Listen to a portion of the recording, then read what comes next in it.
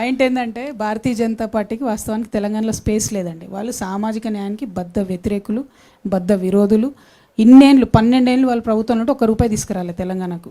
ఎవరైతే విమర్శ చేసిన అరవింద్ మా కర్మగాలి మా నిజామాబాద్ ఎంపీ, ఆయనకి నేను మళ్ళీ చెప్తున్నా, మీరు బుద్ధి తెచ్చుకోండి బ్రదర్, కొంచెం ఇప్పటికన్నా ₹2 పట్టుకురండి, మన రాష్ట్రానికి తీసుకురండి.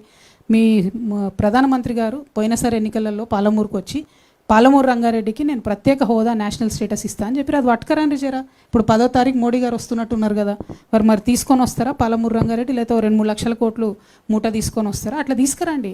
నన్ను తిడితే ఏమొస్తుంది బీజేపీ వాళ్ళకు చెప్పు. నేను చేసేది నా పని నేను చేసుకుంటూనే పోతా, తెలంగాణ ప్రజల దగ్గర నేను పోతా, ప్రజలు ఏది చేస్తే అది అల్టిమేట్గా అవుతుంది. ఇక కాంగ్రెస్ పార్టీలో వాళ్ళు జోక్ అనుకున్నా ఏమనుకున్నా ఇట్లా మస్తు అనుకుంటారు. ఒక ప్రయత్నం మొదలుపెట్టినప్పుడు చాలామంది డెమోక్రటిక్ సిస్టంలో కాన్స్టిట్యూషన్ని గౌరవించే వాళ్ళు చిన్న పార్టీ పెద్ద పార్టీ అని కాదు, పార్టీ ఉండడమే పవర్, ఒక పొలిటికల్ పార్టీగా ఉండడమే పవర్. అది పవర్లోకి వస్తుందా రాదా, ప్రతిపక్షంగా ఉంటుందా సెకండరీ. పార్టీని నడిపేటోళ్ళ సిన్సియారిటీని బట్టి ఆ పవర్ ఏందో తెలుస్తుంది మీకు. ఆ పవర్ ఏందో ఖచ్చితంగా ఇవ్వాలి. నన్ను జోక్ అన్న వాళ్ళకు కాలమే సమాధానం చెప్తుంది.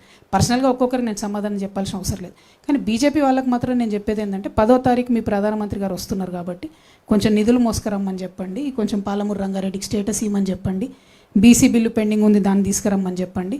మహిళా బిల్లును అక్కడ తెలిసి ఫెయిల్ అవుతుందని తెలిసి మహిళా బిల్లు ఇంట్రడ్యూస్ చేసిన బీజేపీని మాత్రం ఈ దేశ మహిళలు క్షమించరు, తెలంగాణ మహిళలు అసలుకే క్షమించరు.